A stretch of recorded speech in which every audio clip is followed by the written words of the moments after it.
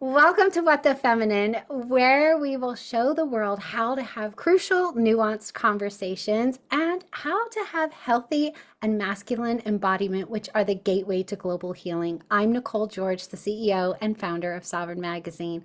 And as the host and moderator of this show, I would like to remind our guests and audience that the questions posed in today's episodes are neither a reflection of my personal beliefs, opinions, or ideologies, nor of Sovereign Magazine's, but they're simply a guide for us to go deeper into our constructed beliefs and ask ourselves, how can we remain curious and open to recoding ourselves to a more compassionate and cohesive way of living?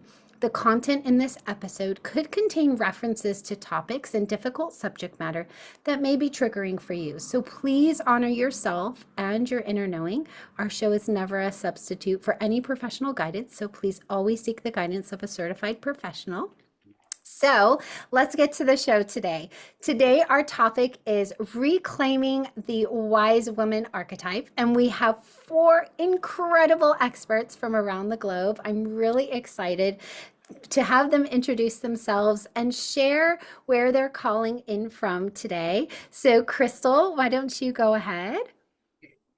Well, hello, and thank you for that. I'm excited to be here. I'm Crystal Cockerham. I'm a certified Red Tent facilitator, spiritual mentor, and author. And I use my own intuitive blend of spiritual midwifery to guide women through life's sacred rites of passages and the divine feminine mystery initiations. So whether it's one-on-one coaching and mentoring or sacred circles and group programs, workshops, retreats, virtuals, or in person, I facilitate profound transformation, guiding and supporting women in deepening their divine connection, nurturing their soul's language, and creating the divinely inspired life they desire. And I am hailing today from Michigan in the United States. Amazing. Deb? Yeah, what a delight to be here in a powerful circle with women. Hey, everybody, I'm Deb D.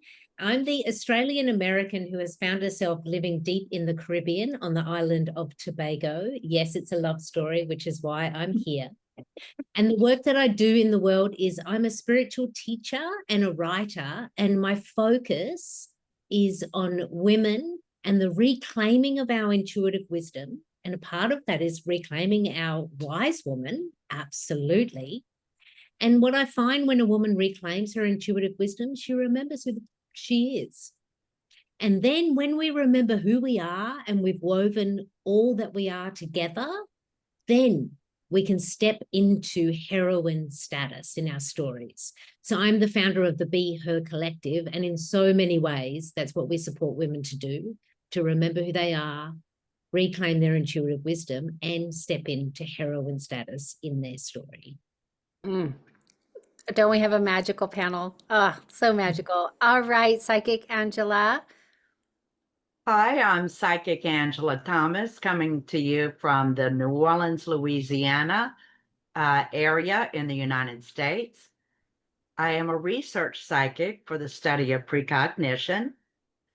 I'm also a psychic development mentor and teacher, and I teach people how to use their normal abilities and precognition, the ability to predict the future, the ability to use retrocognition to see the past, and also to incorporate such things as telepathy, which is mind-to-mind communications, and to use their third eye. I also am a remote viewer in forensic remote viewing, so I use my abilities to track missing persons, whether those are adults or children, and I teach others how to do that as well. Everything is taught online and live. Gosh, magic, magic. All right, Eva, it's your turn. What a beautiful circle of women. Glad to be here. So my name is Eva Alexandre. I am a business coach, but not just a business coach. I am also a research expert. So I really understand how the consumer's mind, how works, how our behavior really dependent on our beliefs and our way of showing into the world as well. So it is a bit more of the analytical side of the wise woman, but still very important to understand, and especially when we make decisions, and especially when we build businesses as well. So in my coaching practice, I weave the intuitive skills, the understanding of the mind, the subconscious reprogramming, and seeing how exactly we can grow the businesses, actually guiding women leaders, how we can grow the businesses from 5 digits to the 7 digits, 8, 9. You said, you name it, your goal, we're gonna go there.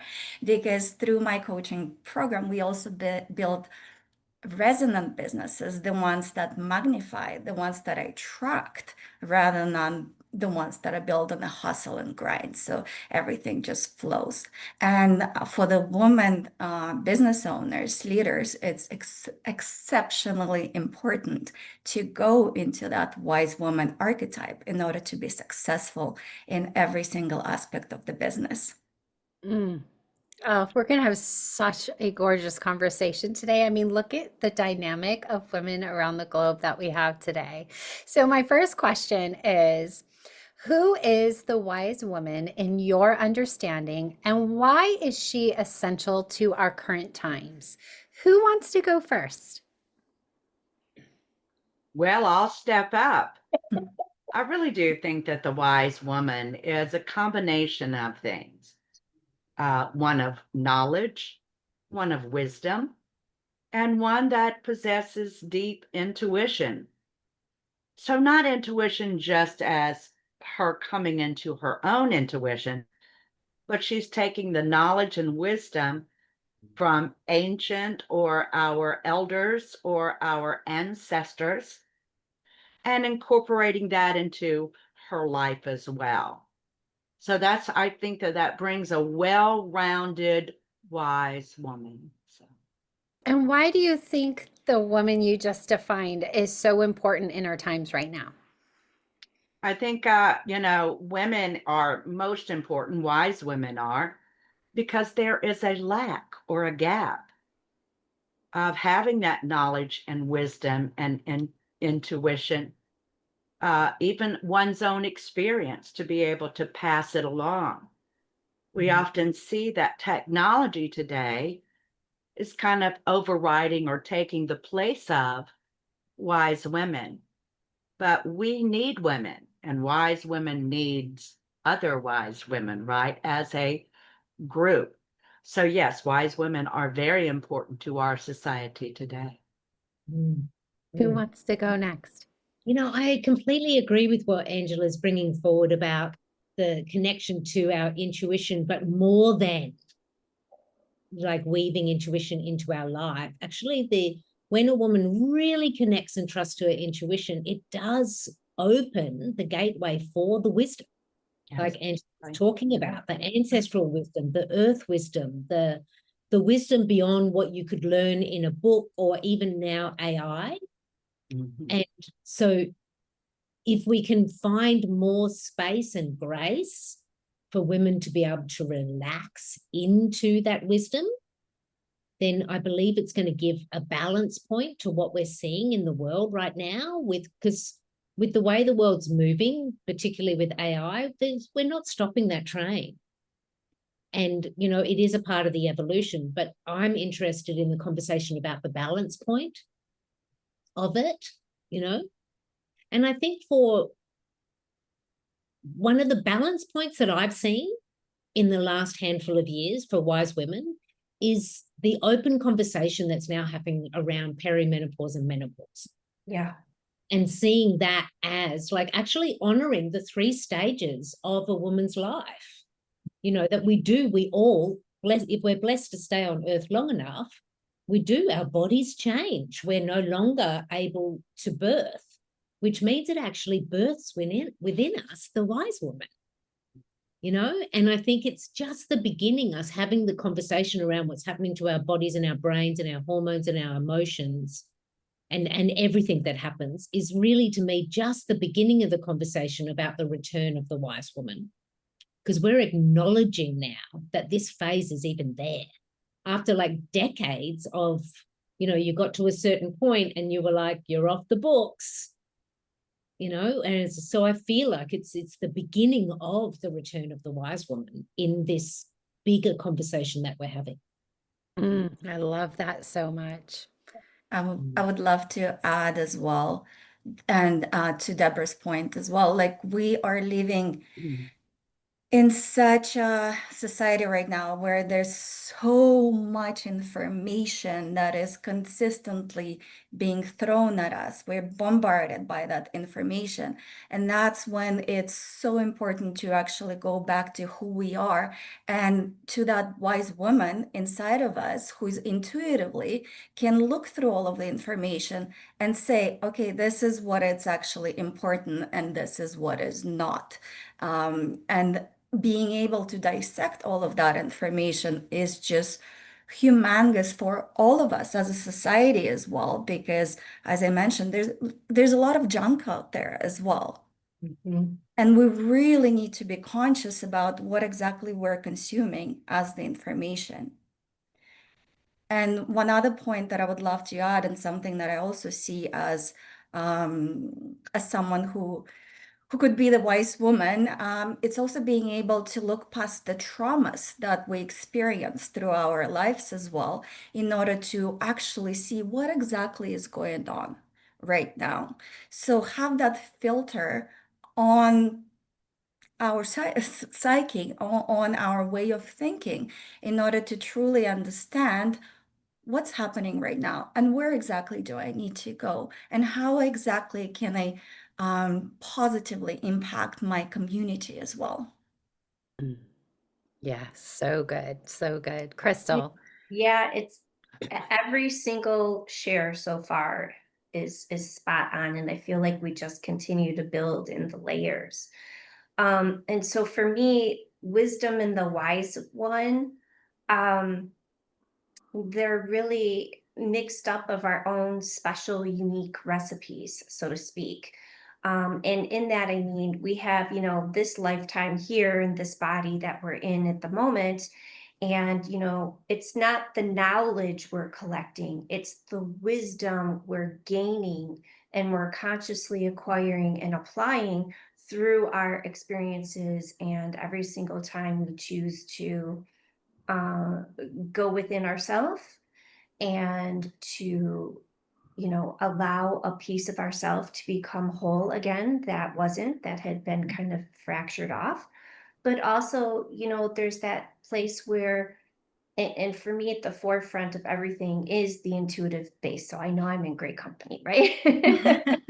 So, we have the wisdom of now of our life experience, but then we have that ability to tap into that innermost self of us that I like to refer to as our inner goddess.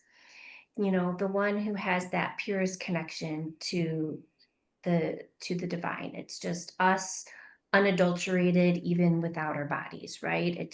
We let that come forward and shine. And through that avenue, we get to look back through our lineage of learning, our ancestor lineage, like through our bloodline, and also through each one of the passages. So for me, I like to look at the woman's life in four parts: the maiden, the mother, the matriarch, and the crone, or the wise grandmother. And so for me, each one of those aspects has different pieces of wisdom, and it's how we're in it.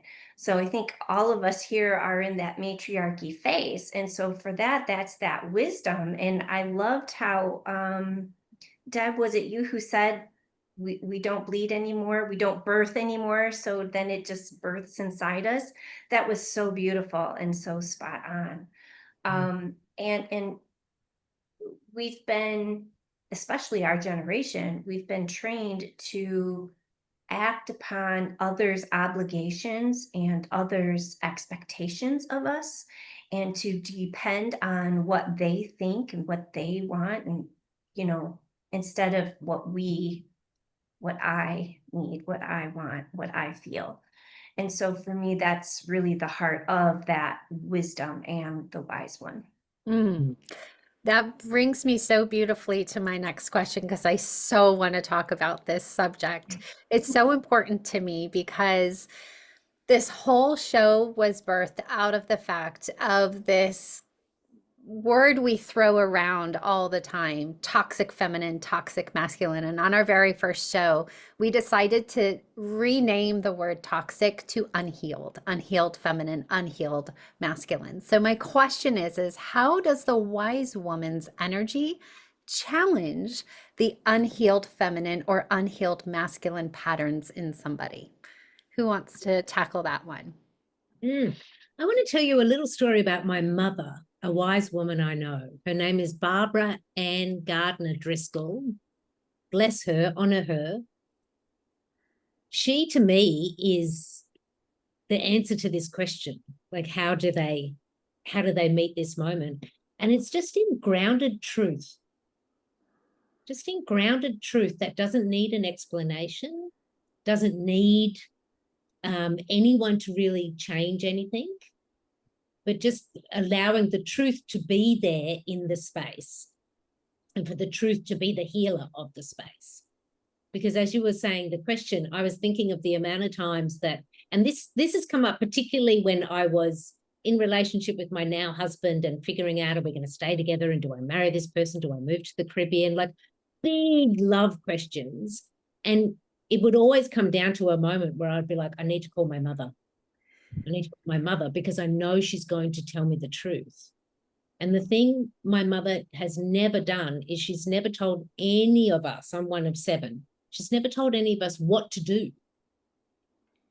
She's just always told us the truth and also shared it in a way that is digestible so that we can take it on. And sometimes the truth that she's shared with me is not what I wanted to hear, but it's what I needed to hear. And so I think it's about just like that, being a vessel and a channel for truth, just for truth's sake, not needing to do anything other than be the vessel for it, and allowing the truth itself to be the healing agent. That's what I think is one of the things that we're missing. Because I wonder if we ask like some diverse people in our lives, like how many wise women have you spoken to this week or this month? And I wonder if, if they could answer even one. They might not even recognize that they're wise women, right? Because back to what Eva was saying, that filter, so many of us might have filters on based on what we consume or who we surround ourselves with and not even recognize those magical characteristics. Who wants to answer that question next? I'll go because I feel like I'm piggybacking off of Debra here. What did you say? Be the vessel for truth and to hold that. For me, what that is that is energetic, right?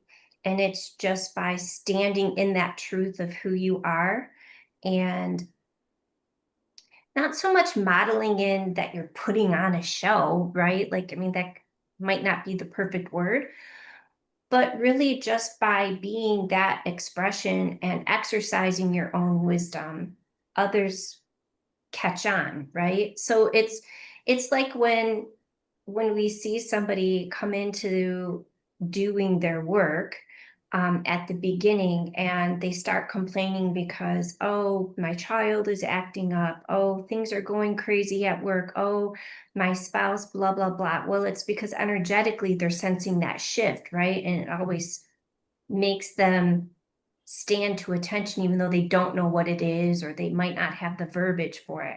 So I think that first level of transference of teaching is really just being in the energy of someone and recognizing, oh, what is that? Oh, I see that. Oh, yes, I like that. I need more of that. All right. So recognizing the energy, honoring the truth. Okay. Who's next?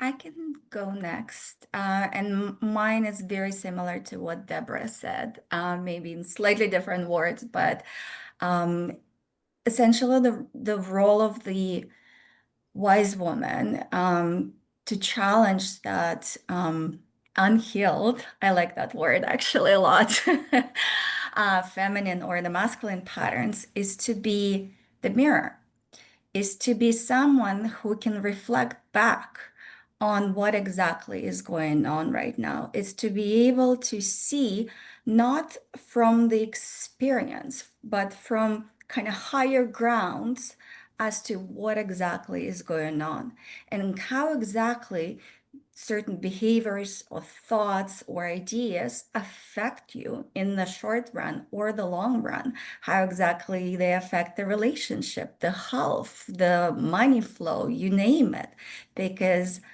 it's very important to see that other side. We are, as humans, we are a lot of times blinded by our own short side. And we do need that reflection point in our lives, which can tell us that, hey, there's also another way of looking at what you're going through right now. And that's extremely important. And that's exactly how we can challenge. And unfortunately, not every unhealed feminine and masculine is ready to hear that. But it's still important to say it. It's still important to express it. So at least it's getting out there. And maybe it's not going to be heard right now, but I've had a lot of experiences when all of a sudden, 3 months, 6 months later, the person comes back and they're like, I know what you're talking about right now. And that's the most important thing. That's the most important way for the wise woman to break that cycle. I love that. All in their highest timeline. We're all stuck in human time, right? And we want things to happen right away, but all Yeah. in their highest timeline. They'll get the message when it's meant for them. I love that. Exactly. And it's all perfect timing. Everything Yep. is perfect timing. Yeah. Yes. Angela, Well, I have to go back to Deb, what Deb said about truth. See, Deb is very effective communicator, she's by a the wise woman. way. She needs to be doing broadcasting. But anyway, I really do feel that truth in itself is authentic communication. And we're using emotional intelligence. So when Deb gave the example of calling her mother, she had that emotional connection. Her mother is an effective emotional intelligence per se. So I think that as wise women, we can bring that authentic self and authentic communication using our knowledge and our wisdom. But I also think that we need to help build a community by reaching out to family, friends, community, other women or men, the toxic femininity or masculinity, and bring in our own influences, our own knowledge by sharing stories or leading by example or to show something. So I think that we have many ways that we can express ourselves to offset the unhealed. Mm, Yeah. love this. Well, I'm conscious of our time, so we have about 5 minutes, and I try to always end with a takeaway because what else should we do? But we got to give them something. So, one thing that you believe would help awaken this wise woman archetype within somebody that they could do today that's tangible, maybe a baby step, it could be a leap, but what is one thing that somebody could do today to start honoring their wise woman? Crystal, why don't you go first? Honoring their wise woman is really, I would say, self-recognition, like recognizing yourself, because so often we want to deflect and put focus on somebody else, but really look at yourself as the wisdom that you already hold and you apply in your world.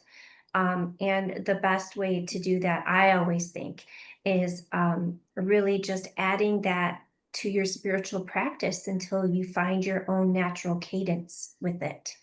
And so what I mean by that is really just going inward and listening to those soul whispers, right? That intuitive voice within.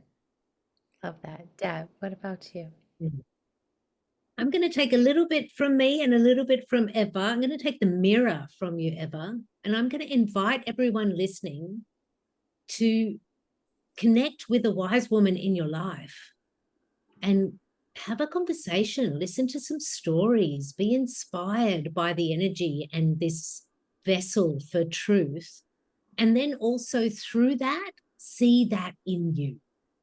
So allow the space, that magical space between women, to awaken through being in the presence and honoring a wise woman in your life.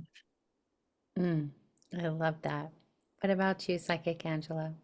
Well, I just feel that the wise women in you and all of us is to be, I'm going to use the word authentic again, and be acceptance of who we are now, who we're going to be, even, wiser than we are today, and fully be, capable or willing to share our wisdom with others, to pass down our wisdom and our knowledge to those that are younger than us, and to show them that there's more than one way.